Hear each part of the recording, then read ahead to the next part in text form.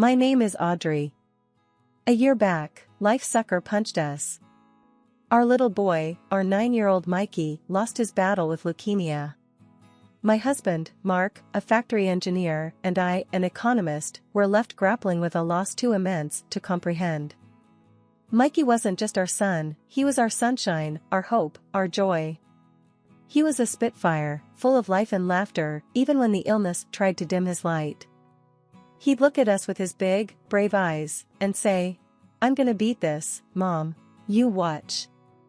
And we believed him, because he was our little warrior. I remember the day he was diagnosed. We were in the doctor's office, holding on to each other and on to hope. The doctor, with a grave face, told us, "I'm sorry, it's leukemia." The room went quiet. It felt like the air had been sucked out of it. Mark was the first to break the silence. "We'll fight it," he said, his voice firm. "We'll do whatever it takes." And fight we did. The days turned into a blur of hospital visits, chemotherapy sessions, and countless prayers. Mikey, bless his heart, fought like a champ. He'd throw up, cry from the pain, but then wipe his tears and say, "Is that all you got, cancer?" But the disease was relentless. It took away his energy, his laughter, his hair, but not his spirit.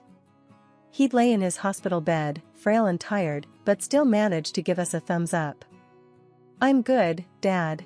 I'm good," he'd say, trying to reassure us. The day we lost him, Mark and I were at home. We'd been waiting for a call from the hospital. The phone rang, and Mark picked it up. His face went white. He didn't have to say anything. I knew. Our little warrior was gone. Mark finally found his voice. He's gone, Audrey," he said, his voice barely a whisper. I remember collapsing onto the floor, Mark holding me as we cried.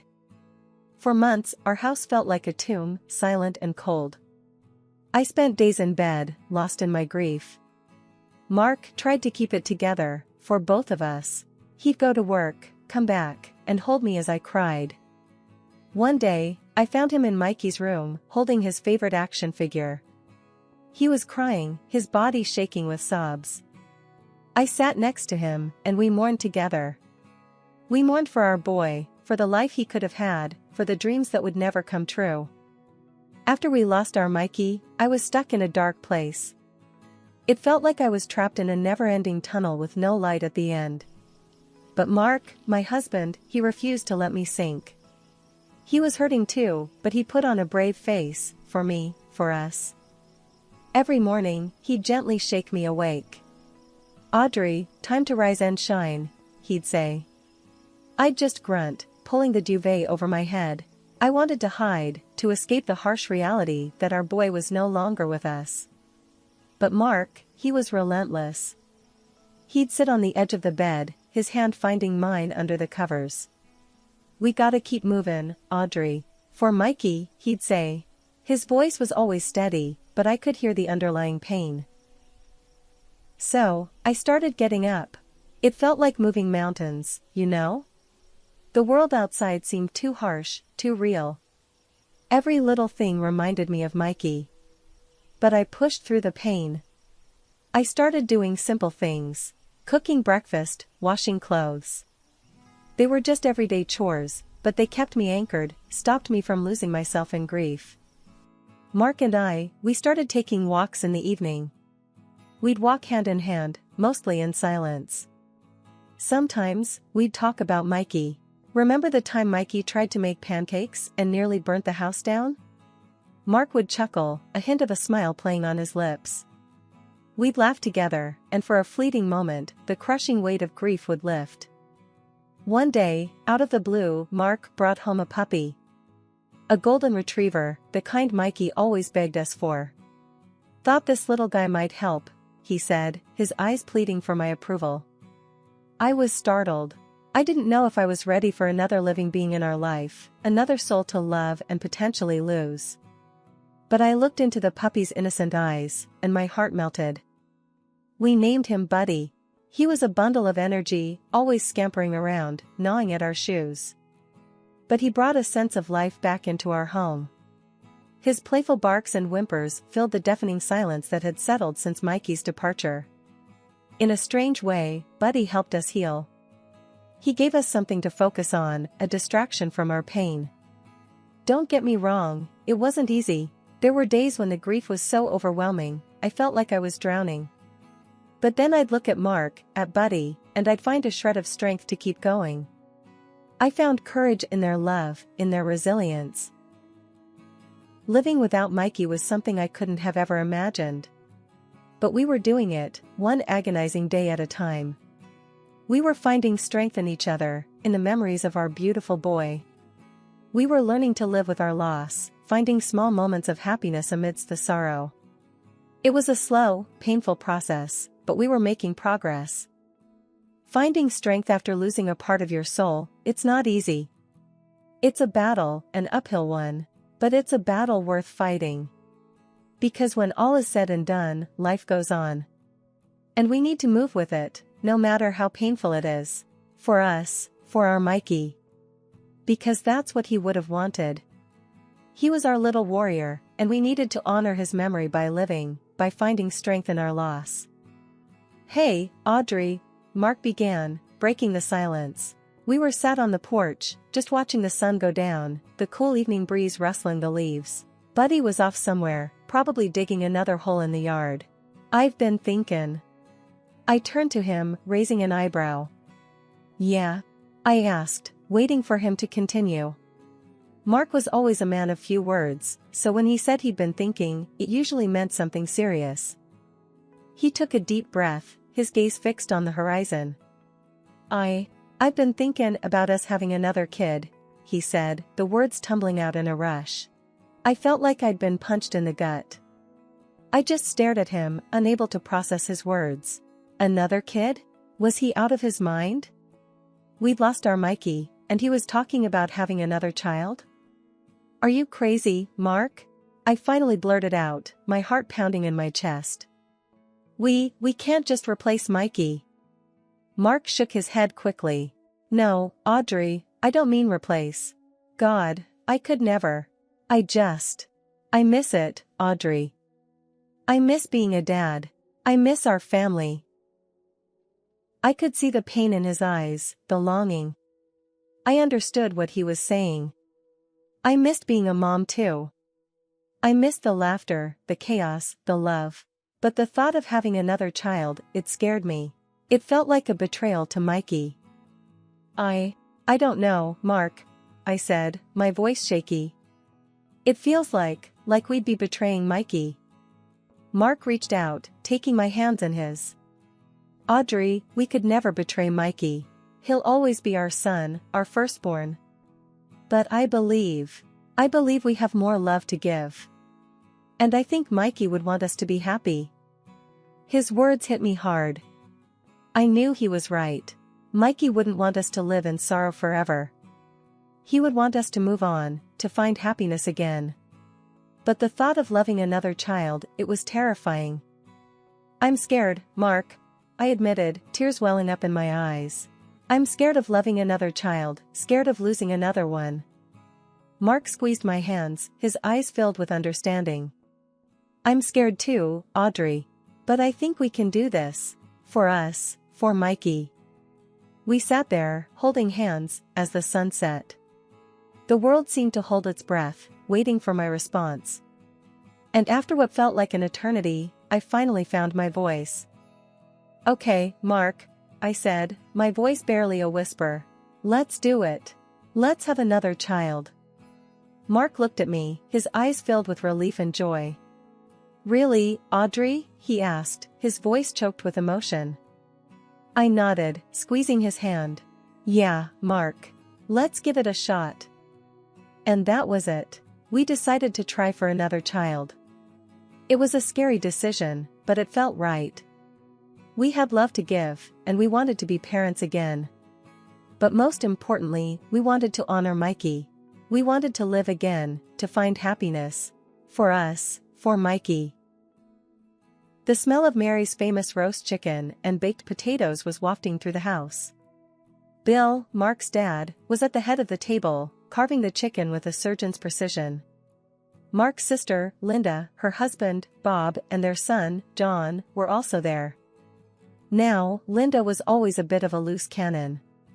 She had this way of saying the most outrageous things without batting an eyelid. Tonight, she was in full form. Leaning back in her chair, she was holding court, her voice loud and clear, her laughter ringing out. She was holding a glass of red wine in her hand, waving it around as she spoke, drops of wine occasionally splashing onto the tablecloth. We were halfway through the meal, just making small talk, when Linda turned to Mark and me. "So, Audrey, Mark," she began, a smirk on her face, "I've been thinking about Mikey's college fund." I felt like I'd been sucker punched. Mikey's college fund. It was something Mark's grandma had set up for him when he was born. It was supposed to be for his future, for his education. But Mikey was gone. Linda, with the subtlety of a sledgehammer, continued, "Well, since Mikey isn't going to use it, I thought maybe John could have it." I felt like the world had stopped spinning. I just stared at her, my heart pounding in my chest. She wanted us to give Mikey's college fund to John? I glanced at Mark, but he seemed just as shell-shocked as I was. Linda, oblivious to our shock, went on, "I mean, John's starting college next year. And it's not like Mikey's gonna need it, right?" The room fell silent. I could see Mary and Bill exchanging worried glances, while Bob just stared at his plate. I could feel my heart pounding in my chest, my hands shaking. I was furious, but also hurt. How could Linda be so heartless, so selfish? I felt a lump in my throat, and tears pricked at the corners of my eyes. But I swallowed hard, forcing them back. I wasn't going to give Linda the satisfaction of seeing me cry. "Linda," I said, my voice shaking, "that money was for Mikey. It's not yours to give away."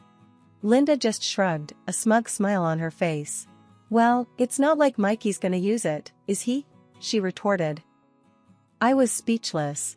I just stared at her, my mind a whirl of emotions. I wanted to yell at her, to tell her how wrong she was. But I was too stunned, too hurt. "Linda, that was low, even for you," I finally managed to say, my voice choked with emotion. "That was cruel and inappropriate." Linda just shrugged again, feigning innocence. "What? I'm just being practical here," she said, her voice dripping with disdain. The rest of the dinner passed in a blur. I barely remember what was said, what was eaten. All I could think about was Linda's words, her audacity. But I knew one thing for sure. I wasn't going to let her take Mikey's college fund. It was his, and it would always be his. No matter what Linda said. After that bombshell dinner, Mark and I found ourselves in the sanctuary of our home, both of us still reeling from Linda's audacious proposition. The night was still, the only sound was the ticking of the grandfather clock in the hallway. Mark was slumped on the couch, his face buried in his hands. I was pacing the room, my mind racing. "Can you believe her, Mark?" I exploded, my voice echoing in the quiet room. "The nerve of that woman." Mark didn't say anything at first. He just sat there, his shoulders hunched. Finally, he looked up at me, his face pale. "I know, Audrey," he said, his voice heavy. "I can't believe it either." We sat in silence for a while, the weight of Linda's words hanging in the air. Finally, I spoke up. "We can't let her have Mikey's money, Mark," I said, my voice firm. "It's not hers to take." Mark sighed, running a hand through his hair. "I know, Audrey," he said. "And we won't. That money was for Mikey. It's his." "But she doesn't see it that way," I retorted, my voice rising. "She just sees it as free money." Mark reached out, taking my hand in his. "Audrey, we can't let her get to us," he said, his voice steady. "We know what's right. And we'll fight for it." I nodded, biting my lip. "You're right, Mark," I said, my voice shaky. "We can't let her win." Mark squeezed my hand, giving me a small smile. "And besides," he added, his voice soft, "that money will be useful when we have our own baby. I felt a pang in my heart at his words. We had been trying for a baby for a while now, with no luck. But his words gave me hope. Just then, my phone rang, jolting me out of my thoughts. I picked it up, my heart pounding. It was Bob, Linda's husband. "Audrey, I'm sorry," he said, his voice apologetic. "I didn't know Linda was going to say that. I don't agree with her." His words were a small comfort, but a comfort nonetheless. I thanked him, my voice shaky, and hung up. The morning after Linda's outrageous proposition, I was still fuming. The audacity of that woman. I'd always known that she was selfish, but this was a new low, even for her. I decided to do some digging. If Linda was willing to stoop so low as to ask for Mikey's money, who knew what else she was capable of? I fired up my laptop and logged into Facebook. I cringed as I typed Linda's name into the search bar. I hadn't visited her profile in years, and for good reason. The woman was insufferable, but this was important. I needed to know what she was up to. As I scrolled through her profile, my blood began to boil. There she was, flaunting her new designer clothes, her expensive jewelry, her lavish vacations. And there, in the comments, were our mutual friends, gushing over her extravagant lifestyle. I decided to reach out to one of them, a woman named Susan who I'd always liked. She was down to earth and honest, and I trusted her. I sent her a message, asking her about Linda's recent spending spree. "Oh, Audrey," she replied, her words appearing on my screen. "You have no idea. Linda's been living it up. She's been spending money like there's no tomorrow." I felt a knot in my stomach. "But what about John's college fund?" I asked. "Isn't she worried about that?" Susan's reply was immediate. "Audrey, I hate to be the one to tell you this, but Linda's already spent all that money. On herself." I felt like I'd been punched in the gut. Linda had spent John's college fund? On herself? I couldn't believe it. But then again, maybe I could. This was Linda we were talking about, after all. I thanked Susan for her honesty and logged off. I felt sick to my stomach. Linda had spent all of John's money, and now she wanted Mikey's. The sheer audacity of it was staggering. I sat there, staring at my screen, my mind racing. I was furious, but more than that, I was determined. Linda had crossed a line, and I wasn't going to let her get away with it. I picked up my phone and dialed Mark's number. "Mark," I said, my voice steady. "We need to talk. It's about Linda."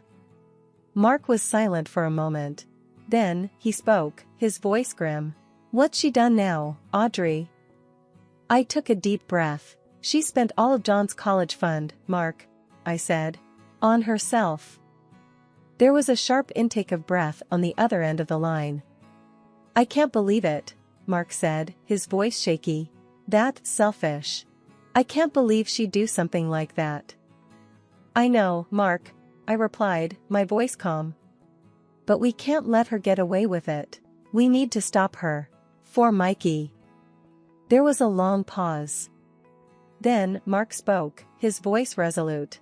"You're right, Audrey," he said. "We need to stop her." As I hung up the phone, I felt a surge of determination. Linda had shown her true colors, and they were ugly. But we weren't going to let her win. Not this time. Not ever. I called up Mark's folks and told them to drop everything and meet me at their house. The atmosphere was as thick as pea soup when I walked into their living room. I took a deep breath and spilled the beans.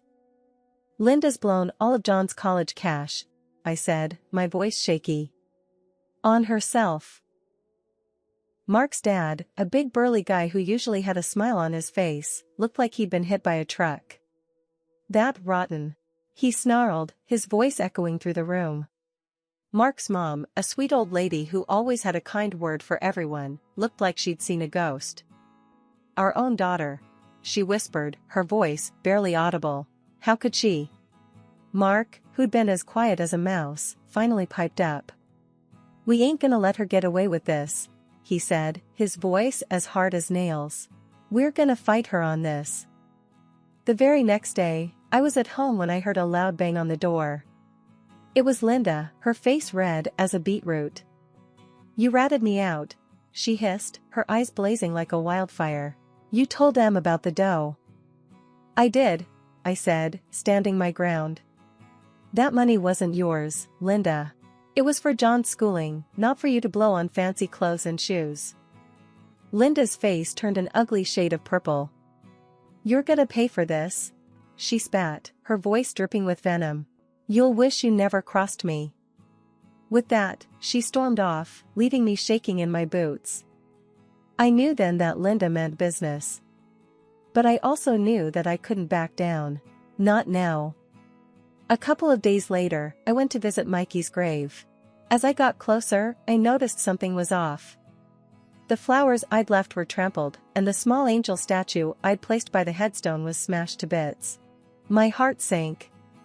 I knew who'd done this. I immediately called the cops. They showed up in no time and started poking around. After a while, they told me they'd found some footage from the security cameras at the cemetery. It was Linda. She was the one who'd trashed Mikey's grave. I called Mark, my voice trembling with rage. Mark, I said, Linda's desecrated Mikey's grave. There was a pause on the other end. Then, Mark spoke, his voice colder than a winter's night. That witch, he said. I can't believe she'd stoop so low.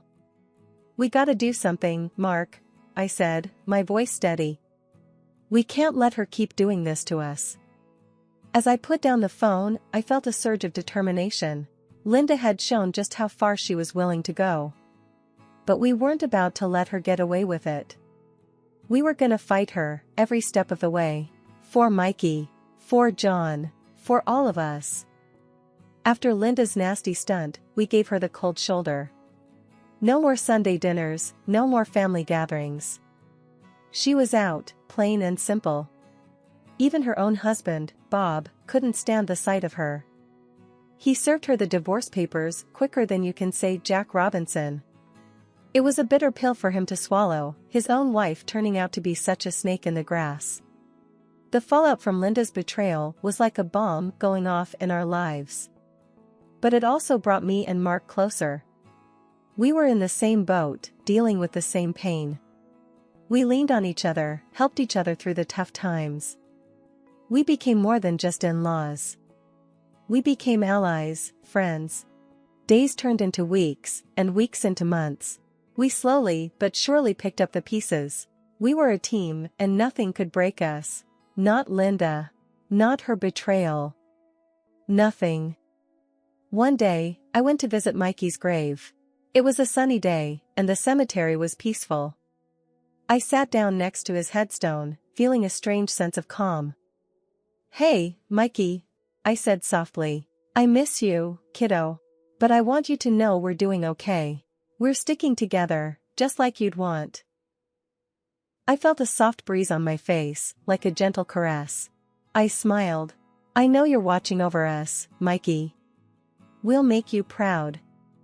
As I walked away from the cemetery, I felt a sense of peace. We had been through hell and back, but we were still standing. We were stronger than ever. And we were ready to face whatever life had in store for us. And then, in the midst of all this chaos, I found out I was expecting. When I told my husband, his face lit up like a Christmas tree. Audrey, he said, his voice choked with emotion, this is the best news I've heard in a long time. I smiled at him, my heart swelling with love. I thought you'd be happy. He pulled me into his arms, his eyes shining. Happy doesn't even begin to cover it, Audrey. This is a miracle, a blessing.